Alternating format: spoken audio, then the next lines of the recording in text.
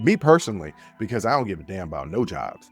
I've never had a problem speaking up and voicing my concerns. It's about creating an environment that encourages open communication. Yeah, because the more voices that you have throwing out ideas, you'll catch on and you'll be like, oh, okay, that can work, but it can work this way. A person very close to both of us used to criticize me on certain things. Mhm. And I used to say, it's not what you're saying, it's how you're saying it. This is an Unsolicited Perspectives YouTube exclusive. All right, Jay, you sent me an article that I couldn't read because you needed to have subscription for it. And it's What Sorry is about that. Psychology Safety by Amy Gallo. It's on the Harvard Business Review. Can you tell the audience a little bit about this article and what it's about? Yeah, so a little bit of backstory. Last week, I was able to hear a talk from um, she is the VP. Okay, her this title is pretty long. The VP of People, Culture, and Belonging Okay. at my organization. Um, and it was on this idea of psychological safety in the workplace. And I had never heard of that before.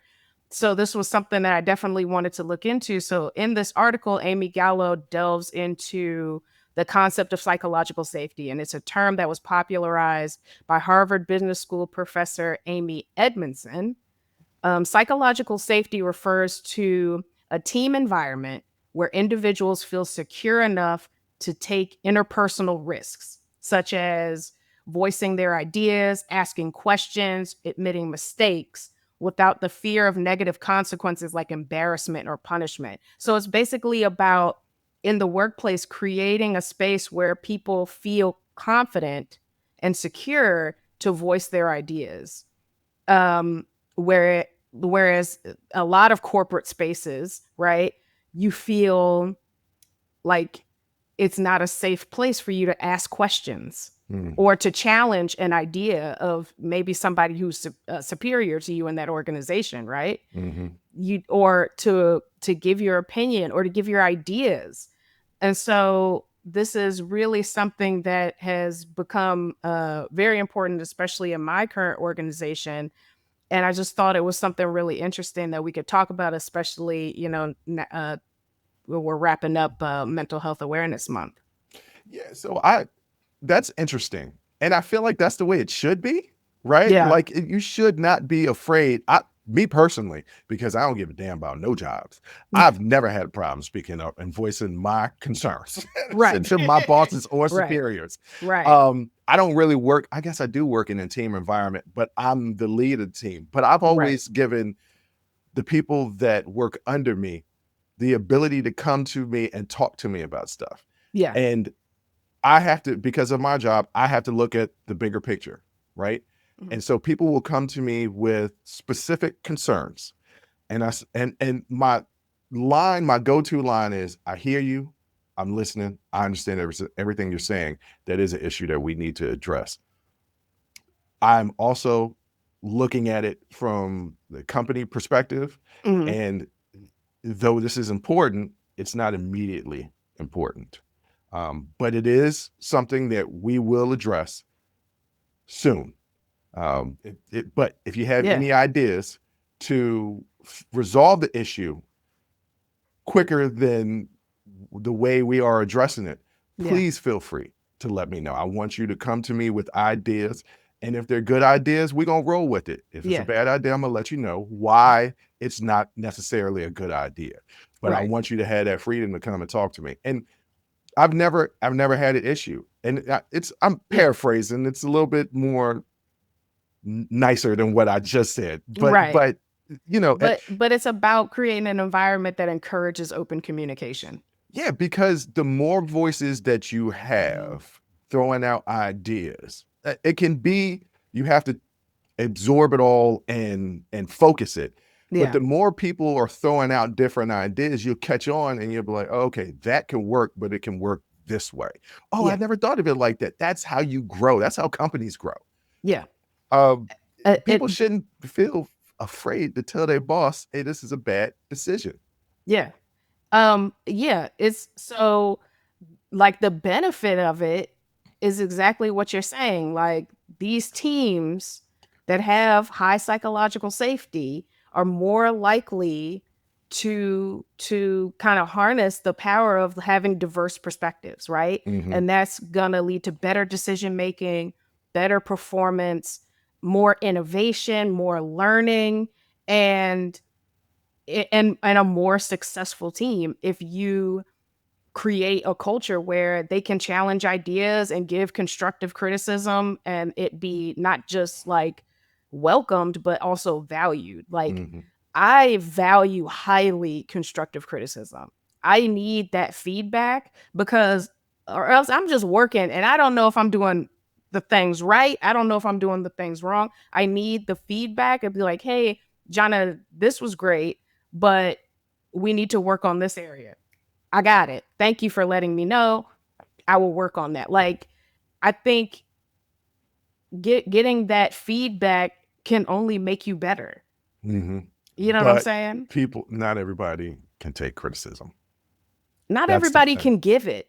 That's Not also everybody true. can give it well. And so, a lot of criticism will be constructive, but if your delivery ain't right,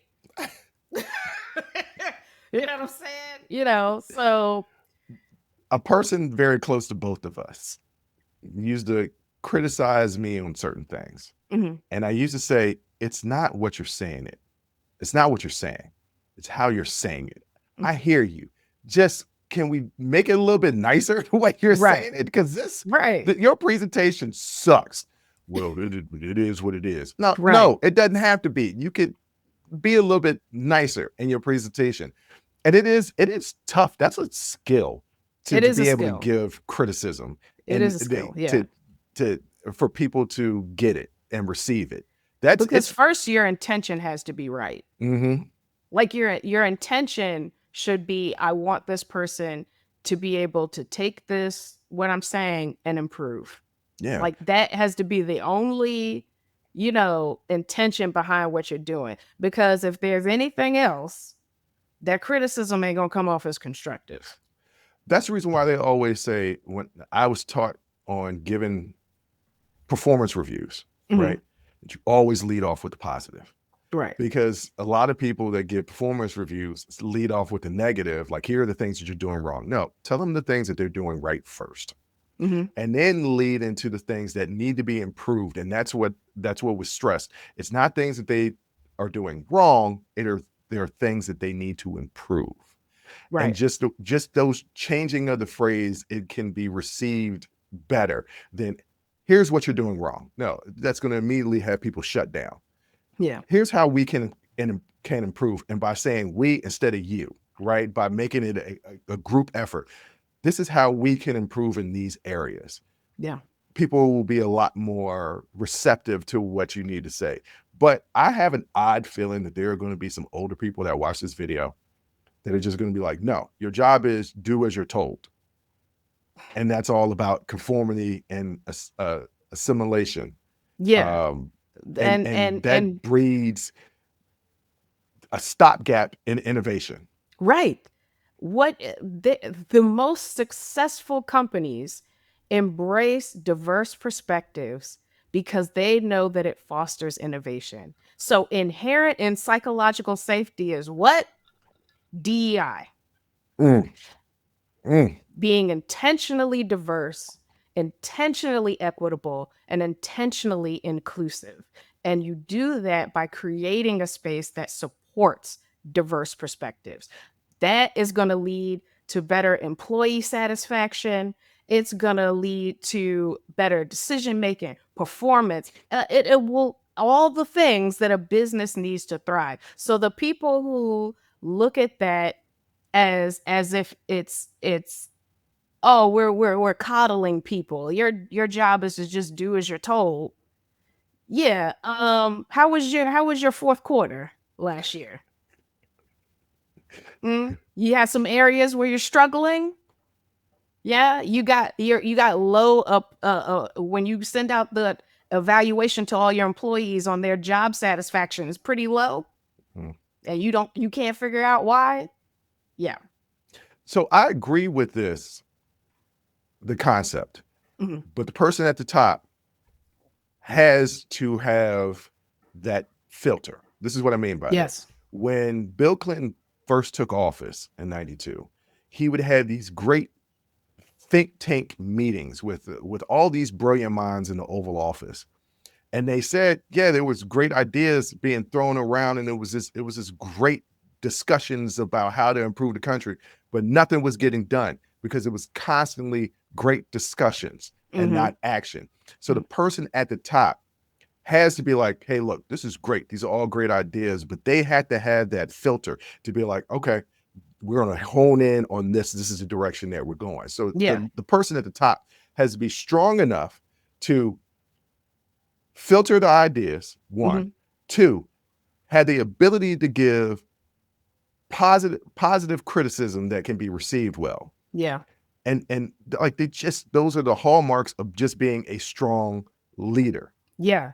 And if you feel like the leadership in your company doesn't have that, it's time to bring in a consultant to do some training on psychological safety.